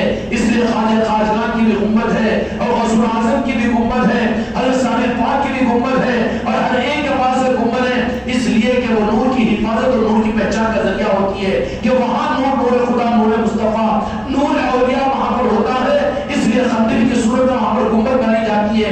مگر بہت الرجک ہوتا ہے، گنبدیں کیوں بنائی جاتی ہے؟ پھر کہہ دیتے ہیں کہ نہیں، گنبدیں بنانا وہ قیامت کی علامتوں میں سے ہے۔ ایک مولوی صاحب نے ہم سے بھی کہا قیامتوں کی علامتوں میں سے اونچی اونچی گنبدیں بنائے جائے۔ مولانا حدیث پوری صحیح نہیں پڑھے ہوں گے آپ، ہم حدیث، ہم مولانا، ہمارے پاس حوالہ ہے، مگر دیکھ لو ایک بار، علامات قیامت میں اولیاء کی گنبدوں کا بڑا بنانا نہیں ہے، مسجدوں کا اونچا اونچا بنانا ہے۔ گنبدوں کو مسجد نہیں مانتے، قبرستانوں کو مسجد نہیں مانتے، مسجدوں کا بڑا بڑا بنانا، اونچا اونچا بنانا اور بڑی بڑی 10-10 منزلوں کی مسجدوں کا بنانا، اس کو علامت قیامت میں ہے، اور آج بن رہی کی نہیں بن رہی ہے۔ تو یہ ہے علامت، یہ اولیاء کے آستانوں کی گنبدیں نہیں ہے، یہ تو بننے کے لیے ہے، عصمتوں کو ظاہر کرنے کے لیے کہ دیکھ کر ان کو اللہ رسول یاد آتا ہے وہاں پر۔ آج تو مسجدیں ایسی ہو گئی کہ مسجد کو دیکھ کر اللہ رسول کا یاد آئے گا۔ کون سے مسلک کی جماعت مسجد ہے یہ؟ کون سے جماعت کی مسجد ہے یہ؟ کن لوگوں کی مسجد ہے؟ ارے گھر تو کوئی باہر تو نہیں نکال دیتے، مسجدوں کا اللہ رسول کی مسجد کہاں رکھا مسلمان؟ یہ تو اپنی اپنی مسجد بنایا ہوا ہے۔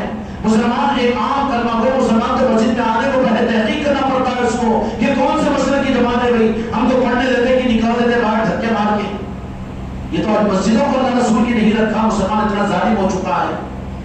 اے نہیں، بالمقابل اس کے اولیاء کے پاس میں چلے جاؤ تو کوئی وہاں نکالنے والا ہوگا تو دوسرے مسئلے کے نکلو، ہمارے اولیاء کے پاس سے کوئی نہیں نہ، بلکہ وہاں غیر بھی اگر آ جائے تو وہ اپنا یہ محسوس کرے گا یہ اولیاء کے آستانوں کی خصوصیت ہے، اس لیے کہ وہاں پر نور خدا، نور مصطفیٰ موجود رہتا ہے نور اولیاء کی صورت میں۔ تو اللہ تبارک و تعالیٰ نے قندیل کے اندر میں سب سے پہلے اپنے محبوب کے نور کو رکھا، اور رکھنے کے بعد میں کیا کیا؟ اب دونوں کا مکالمہ چل رہا ہے، کس کا؟ رب کا اور میرے مصطفیٰ کا۔ کیا مکالمہ چل رہا ہے کہ اللہ تبارک و تعالیٰ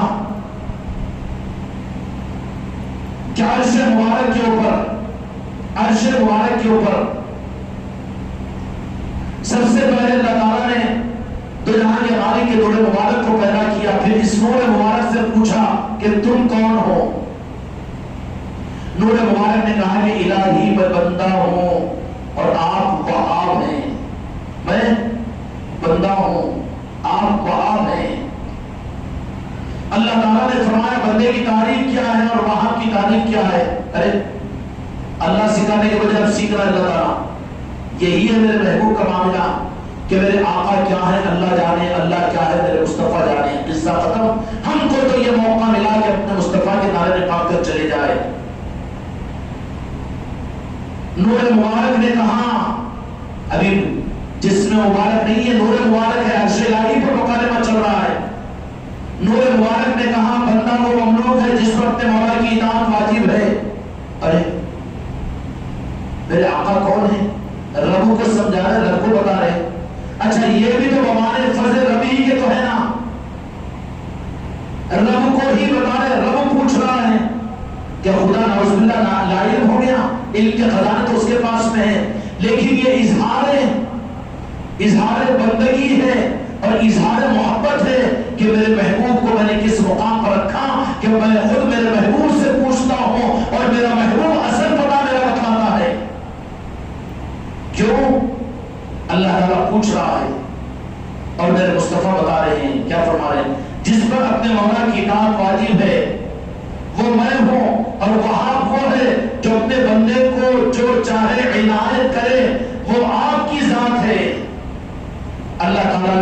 فرمایا جو کچھ تم چاہو مانگو. مقصد پورا ہو گیا. بندوں کو انسٹرکشن دے دیا میرے مصطفیٰ کو چھوڑ کر تو مجھے کہاں پہچان سکتے ہو؟ جو میرے آقا کو چھوڑ کر میرے آقا کی محبت کے راستے سے ہٹ کر جو اللہ کو جاننے کا اور توحید کا دعویٰ کرتے ہیں وہ باطل رحمان والی توحید نہیں، شیطان والی توحید ہے. وہ اللہ نے کہا کہ میں کون ہوں، سب سے پہلے اپنے محبوب کے نور سے پہچان کروا دیا. جب میرے مصطفیٰ نے بات فرما دی تو پھر اللہ تبارک و تعالیٰ نے فرمایا کہ جو کچھ تم چاہو مانگو. نور مبارک نے عرض کیا میرا یہ مطالبہ ہے کہ آپ مجھ کو یہ بتلائیں کہ میں آپ کو کس نام سے یاد کروں. عبودیت کا اظہار نہ اگر اونچا کر دے تو یہ نہیں کہ اپنے ہی کو سب سے اونچا سمجھے. یہ طریقہ بتایا اور کس طرح آپ کی عبادت کروں. خدا تعالیٰ نے جس طرح چاہا بلا واسطہ اس نور کو تعریف فرمایا. اب کہتے ہیں عاشقین کیا کہتے ہیں؟ اے جبرائیل اپنی حد میں رہو کہ یہ بات نہیں کہ تم لا کر قرآن پہنچا کر میرے مصطفیٰ جانتے ہیں. رب نے تو اپنے علوم کے خزانے اولین اور آخرین کا علم عرش الہی پر میرے مصطفیٰ کو عطا کر دیا ہے. اور کتنا عطا کیا، کسی کو عطا نہیں کیا. تو پھر اتنا عطا کیا کہ ہم اپنی عقل کے اعتبار سے علم غیب کا مالک میرے مصطفیٰ بھی کیوں نہ جانے. وہ اللہ کے لیے ہوگا کہ عالم الغیب نہ کہے، اس لیے کہ عالم الغیب بشارہ اللہ کی ذات ہے. لیکن بندوں کے لیے تیرا علم کتنا؟ ڈاکٹر بنا تو ڈاکٹری کا علم، تاجر بنا تو تجارت کا علم. کہتا ہے کہ میں تاجر ہوں، میں ڈاکٹر ہوں. اتنا علم حاصل کر کے اس سے سوال کرو کیا تم انجینئر بھی ہیں اور تم پروفیسر بھی ہے؟ ارے میں ڈاکٹر ہوں بابا، میں ڈاکٹر کہہ رہا ہوں اس لیے کہ ڈاکٹری کا علم میرے پاس میں. تو پھر میرے آقا کو اتنا علم کہ خدا کی قسم ساری خلق کے لیے رب کیا ہے اس کا علم میرے مصطفیٰ کے پاس ہے. اور نبیوں کو بھی خدا کی پہچان اور خدا کی معرفت کے دلانے کا حق بھی رب العالمین نے میرے مصطفیٰ کو دیا ہے. جب اللہ تبارک و تعالیٰ نے ارواح عالم کے اندر فرمایا الست بربکم کہ بتاؤ تمہارا رب کون ہے، تو جہاں پر نبیوں اور اولیاء کی سارے مومنین کی اور سارے کافروں کی روحیں تھی، ساری روحوں نے وہاں کوئی جواب نہیں دیا، بلکہ سارے کے سارے دیکھتے رہے کہ ہم جواب دیں گے تو پھنس جائیں گے. اس لیے ساروں کی توجہ حضرت آدم علیہ السلام کی روح بھی، حضرت نوح علیہ السلام کی روح بھی اور تمام اولیاء کی اتقیاء کی ساری روحیں میرے مصطفیٰ کی روح کی طرف متوجہ ہوئی. جب میرے مصطفیٰ کی زبان مبارک سے روح مقدس نے کہا قالوا بلا کہ اے اللہ تو ہی تو ہمارا رب ہے، تو پھر نبیوں نے سب سے پہلا کہ تو ہی ہمارا رب ہے. پھر صحابہ نے کہا، نبیوں کی امتوں نے کہا اور یہ امت نے کہا، اولیاء نے کہا کہ تو ہی تو ہمارا رب ہے. تو میدان محشر میں ارواح عالم میں نہیں، ارواح عالم میں بھی انبیاء کے لیے معرفت کا درس نبیوں کو میرے مصطفیٰ دیتے ہو. اب یہ پہلے کہ معرفت ہم کو صرف قرآن سے مل جائے گی، حق ہے کہ غلط ہے؟ میرے مصطفیٰ کے بغیر کسی کو اللہ کی پہچان نہیں ہو سکتی. تم قرآن کے راستے سے اگر اللہ کو پہچاننا چاہو تو نہیں پہچان سکتے. کوئی پہچان کر کے تو بتائے. ارواح عالم میں بھی نبیوں کو ضرورت پڑی میرے مصطفیٰ کے تعارف کروانے کی، اور ادب کا تقاضا یہ تھا کہ سارے نبیوں نے بعد میں کہا اور میرے مصطفیٰ نے جب قالوا بلا کہا تو پھر تمام نبیوں نے اس کا اقرار کیا.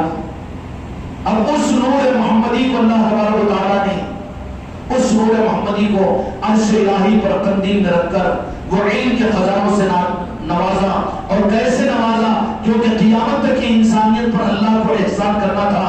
اس کے لیے ساری صفات سے، علم کے خزانوں سے اور پھر تصرفات کے خزانوں سے، عطاؤں سے میرے مصطفیٰ کو بھرنا شروع کیا.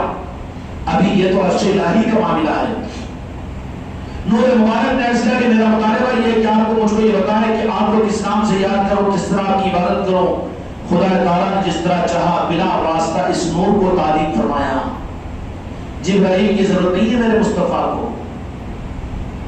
جب جبرائیل کی ضرورت نہیں تو تورات کی، اور تورات کی نہیں تو انجیل کی، انجیل کی نہیں تو اس زمانے کے لکھی ہوئی ان دینی لٹریچر لکھنے والے کتابوں کی. خدا کی قسم نہیں، میرے مصطفیٰ کا معاملہ تو وہ ہے کہ راز اللہ نے خود علم عطا فرمایا آپ کو.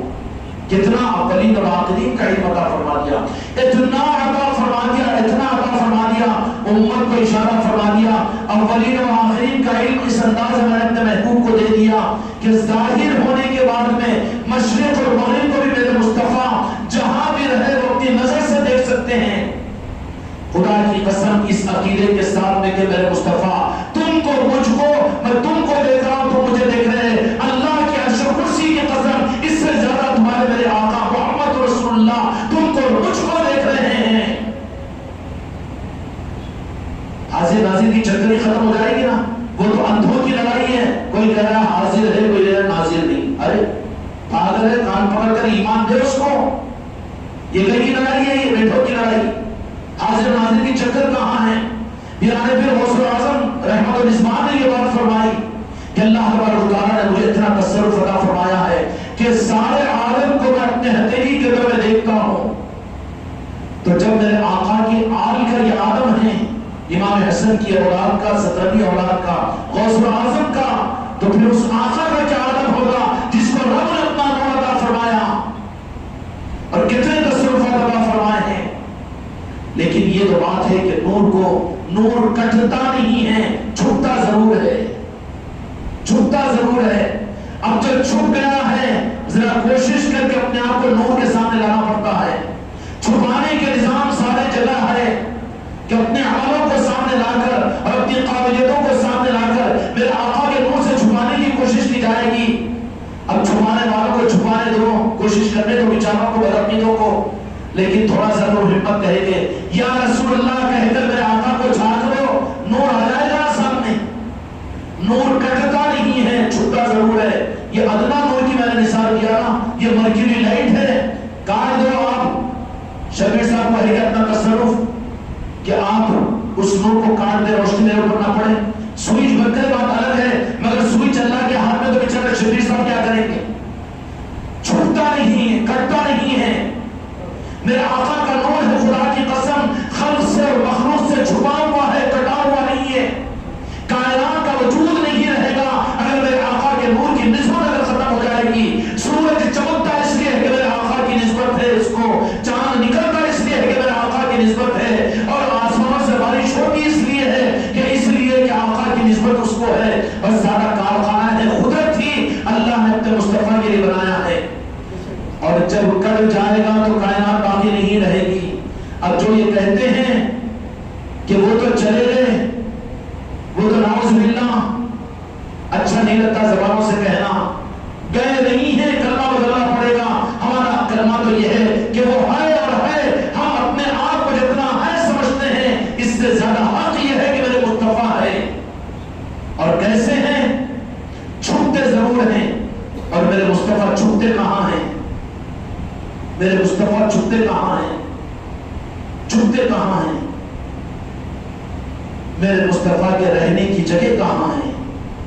مدینہ پاک تو جلوہ گاہ ہے، وہ تو آپ کا دفتر ہے، رب کی نظروں کا مرکز ہے مدینہ المنورہ۔ خدا ہم سب کو اور ہم سب کو اپنے سر کی آنکھوں سے مدینے کے دیار کی حاضری کی توفیق عطا فرمائے۔ زیارت مدینہ یا رسول اللہ اپنے در پر ہم کو بلا لیجیے۔ وہاں چھپے ہوئے نہیں ہے میرے مصطفیٰ، کہاں رہتے ہیں؟ قرآن مجید سے دلیل دو نا، احادیث بولو تو پھر وہ بازو والے بولیں گے صحیح بخاری کی ہے کہ اچھا بخاری کو جانتا ہے، تو بخاری کو جانتا ہے، کئی کو بے وقوفی کا اظہار کر رہا ہے۔ ایک بیچارے ہمارے استاد جی بولے تھے بخاری میں کی، ہمارا بخاری میں ڈھونڈے گی تو کتنے صفحے، ذرا یہ تو بولو محترم، خاموش بیٹھے بیچارے، میں کئی کو خام خواہ اپنی جہالت کا اقرار، ذرا ہم کو تو چھوڑ دو، کیوں منہ کو لگتے ہیں، کیوں خالی پریشان ہوتے، کیوں بخاری میں دیکھی بول کے پوچھے، بولا بخاری میں ڈھونڈے میں جو بات پڑھا سو ہم کو نہیں ملی، تو کتنے صفحے بخاری کے، ذرا یہ تو بتاؤ ہم کو بخار چل گیا، یہی الو کے پٹھے، پہچانے ہوں گے الو کے پٹھے، بولے کون بولے سو؟ میرے سائنس کے ٹیچر تھے وہ بیچارے، اللہ ان کو بھی صحیح رخ عطا کرے، اللہ تعالیٰ ان کو بھی میرے آقا کی نالہ پاک کی خیرات عطا فرمائے۔ کسی مومن کو، کسی مسلمان کو اس کے لیے حسد مت کرو کہ میرے آقا کی نسبت اس کو صحیح نہ ملے، بیچارے قابل رحم ہیں کہ اللہ تعالیٰ اپنے محبوب کی نسبت انہیں عطا فرما کر ایمان کا کمال انہیں عطا کرے۔ نفرت نہیں ہے، محبت دو، محبت دو، محبت دینا چاہیے. محبت کے ساتھ میں حق کا راستہ بتاؤ. نفرت کے ساتھ میں حق بھی ضائع ہو جائے گا. بنجر زمین کے اوپر بغیر محنت کرے تو بیج ڈالو تو ضائع ہو جائے گا. بجائے اس کے زمین پر محنت کرو، بیج ڈالو تو فصل نکلے گی. میرے دوستوں، میرے بھائیوں، کیا بات کر رہا ہوں؟ نور کٹتا نہیں ہے، چھپتا ضرور ہے. اور میرے آقا رہتے کہاں ہیں؟ جو یہ کہہ رہے کہ مدینے میں جاؤ کچھ میرے آقا مجھے دیکھیں گے اور میرے آقا مجھے دکھیں گے. ارے پاگل، وہ تو ہے یہ جلوہ گاہ مصطفیٰ، جلوہ گاہ مصطفیٰ ہے یہ مدینے میں. لیکن عاشق اگر آنکھ کو بند کرتا ہے تو اس کے دل میں مصطفیٰ کا جلوہ نظر آتا ہے. کیا نظر آتا ہے؟ تاج الاولیاء کے پاس میں 6 آدمی آیا، بیچارہ عقیدت مند تھا. اچھل کے ایک سال بولے کہ میں حج کو جا رہا ہوں. تو تاج الاولیاء نے کیا ہو جی، یہ حج کو جائیں گے کہ تم ہم کو بھی ہمارے ساتھ میں لے جائیں گے تم کو؟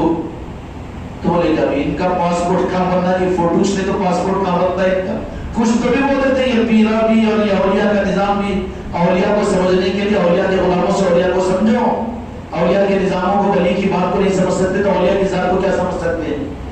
تو تاج الاولیاء نے کہہ دیا اپنے جذب کی کیفیت میں کہ ہم کو نہیں لے جاتے، ہمارے ساتھ میں تم کو لے جائیں گے. خاموش بیٹھ کر چلا عقیدت میں. پھر دوسرا سال تو پیسے تھے نا، ہاں عمرے کے پیسے پر جمع کر کے رکھا ہوں، ایک پلاٹ بھی لے کر رکھا ہوں، بیچتے عمرے کو چلے جاؤں گا. جانے 10 سال سے کتنی مرتبہ بگا کے پلاٹ. میرے آقا بلائیں گے تو جائیں گے نا. ادھر لگاؤ سلام یا رسول اللہ مجھے بلائیے تو پھر جائیں گے. بغیر پیسوں کے چلے جائیں گے. میرے مصطفیٰ کے بلانے پر، بلانے والوں کو تو بغیر پاسپورٹ کے، بغیر ہوائی جہاز کے بھی بلاتے ہیں. خدا کی قسم کو مختار ہے میرے مصطفیٰ. کتنے ہندوستان میں ایسے لوگ ہیں ہم جانتے ہیں کہ میرے مصطفیٰ بغیر ان کے آنا جانا ان کا مدینے میں ہے. میرے مصطفیٰ کو بلائی لیتے ہیں. یہ غوث و خواجہ کے سچے غلاموں کے تصرف ہوتے ہیں. اور اولیاء یہ غوث و خواجہ سے جڑے ہوئے، پنجتن پاک سے جڑے ہوئے ہی انہی کو ولایت ملتی ہے. جو کٹ کر، اس لیے پوری مسلک اور جماعتوں کی تاریخ میں مجھے کسی ولی کو بتا دو، نہیں ملے گی کہیں بھی. نیک لوگ مل جائیں گے، جنتی لوگ مل جائیں گے، ذکر کرانے والے مل جائیں گے، علم والے مل جائیں گے، عمل والے مل جائیں گے، لیکن ولی کہیں نہیں ملے گا. ولی ملے گا تو اہل نسبت میں ملے گا، مسجد پاک کے غلاموں میں، غوث و خواجہ کے چاہنے والوں میں ملے گا. کہیں ملے گا جی؟ پوری تاریخ بتا دو مجھے. نہیں، جن کی ولایت انسان نے مانی ہو وہ ولی کہیں باہر ایک فرقے میں بھی نہیں. 73 میں تو چھوڑ دو. اگر ملیں گے تو وہ کہیں صرف غوث و خواجہ کے غلاموں میں، پنجتن پاک کے غلاموں میں. غلام ہی آقا بنایا جاتا ہے، آقاؤں کے ذریعے سے غلامی کو آقا بنایا جاتا ہے. اور میں نے یہ عرض کیا کہ حضور پیر غوث الاعظم یہ فرماتے ہیں کہ پوری دنیا میں اپنی ہتھیلی میں محسوس کرتا ہوں. تو پھر میرے آقا کے بارے میں یہ سوچ لینا کہ وہ تو مدینے میں ہے. مدینے میں نہیں، مدینہ پوری دنیا میں نہیں، لیکن مدینے میں پوری دنیا ہے، خدا کی قسم. اور ایک آخری حدیث سنا دوں، آخری حدیث نے میرے آقا کی. جو سلام پڑھتے ہیں، جو درود پاک پڑھتے ہیں، مسلمان پڑھتے ہیں تو فرشتے پہنچاتے ہیں، مومن پڑھتے ہیں تو میرے مصطفیٰ خود سنتے ہیں. حدیث سے یہ حدیث، درود پاک مسلمان پڑھے گا فرشتہ پہنچائے گا، لیکن مومن پڑھے گا میرے مصطفیٰ خود سنتے ہیں. کیوں؟ میرے آقا کو میں نہیں کہہ سکتا یا رسول اللہ مجھے معاف کیجیے، لیکن مسلمان ہو کر مومن نہیں بنانا یہ قصور ہے اس کا. میرے آقا سے ڈھونڈ کر محبت نہیں کیا. میرے بچوں، یہ محفل میلاد اور میرے آقا کی عظمت اور محبت کے اندر ان مجلسوں میں سجانا، اللہ تعالیٰ یہ ذوق ہم کو وقت آخر تک نصیب کرے. آخری سانس بھی ہم کو یاد مصطفیٰ کے ساتھ میں نصیب ہو جائے. محمد رسول اللہ، اللہ محمد رسول اللہ میں ہے، لا الہ الا اللہ میں محمد رسول اللہ نہیں ہے. رب اپنے کو منوانا ہی نہیں چاہتا، رب اپنے کو پہچان کروانا ہی نہیں چاہتا. نبیوں کو پہچان کروایا تو رسول اللہ کی، خلقت کو پہچان کروایا تو رسول اللہ کی. اور سارے دین کا خلاصہ اللہ کا صرف یہ ہے کہ میرے مصطفیٰ سے میں جتنی محبت کرتا ہوں اس کا اظہار ہو جائے. یہی عبادتوں کا رمز ہے، عبادتوں کے اثر ہے. اس لیے میرے بچوں قابل مبارکباد ہے. اس نیت کو لے کر جاؤ کہ انشاءاللہ زندگی اگر وفا کرے تو کل کی مغرب کی نماز انشاءاللہ پھر محفل میلاد کے اہتمام یہیں پر پڑھیں گے. خدا ان محفل میلاد کی اور اپنے آقا رجاء کے مالک محمد رسول اللہ صلی اللہ علیہ وسلم کی محبت کا ذرہ ہم کو عطا فرمائے، وہ بات ادھوری رہ جائے گی۔ قرآن پاک کی آیت ہے کہ میرے محبوب آپ فرما دیجئے کہ میں مومنین کے دلوں سے زیادہ قریب، روحوں سے زیادہ قریب ہوں۔ کیا فرمایا؟ روحوں سے زیادہ قریب ہوں۔ مومن اپنے کو، اپنے محبوب کو، دنیا کے مالک کو اپنے سے دور نہیں بلکہ اپنی روح سے قریب سمجھتا ہے، تو ہی وہ مومن ہے۔ مسلمان ہوگا جو میرے آقا کو مدینے میں یا وہاں پر یا پھر ان کو نزدیک جا کے یا رسول اللہ کہنا، دور سے یا رسول اللہ نہیں کہنا، یہ مسلمانوں کے اخبار ہے۔ لیکن مومن وہ قرآن پاک کی آیت کے مطابق میں اے محبوب آپ فرما دیجئے، قرآن پاک کی آیت ہے کہ کیا آپ یہ بات فرما دیجئے کہ میں مومنین کی روحوں سے زیادہ قریب ہوں۔ تو جو روحوں سے زیادہ قریب ہے تو تم سے ہم سے زیادہ قریب ہے۔ یہ اللہ تعالیٰ استظہار مصطفیٰ اپنے کرم سے نصیب فرمائے۔ وحق لا الہ الا اللہ۔